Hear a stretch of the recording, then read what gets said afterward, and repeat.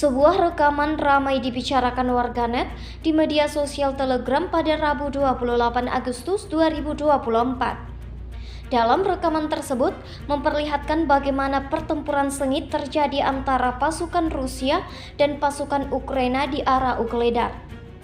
Seorang anggota militer di Brigade Marinir Pengawal Terpisah ke-40 Armada Pasifik bersama prajurit lainnya menceritakan bagaimana ia mengoperasikan pesawat tak berawak untuk mencari targetnya dan langsung membidiknya hingga hancur berkeping-keping. Dapat dilihat dalam rekaman, ada banyak sekali peralatan militer Ukraina yang tumbang dihantam drone Rusia. Lebih dari 10 peralatan militer Ukraina ludes terbakar setelah meledak dahsyat gegara serangan Rusia. Video ini kemudian viral dan menuai beragam komentar dari warganet.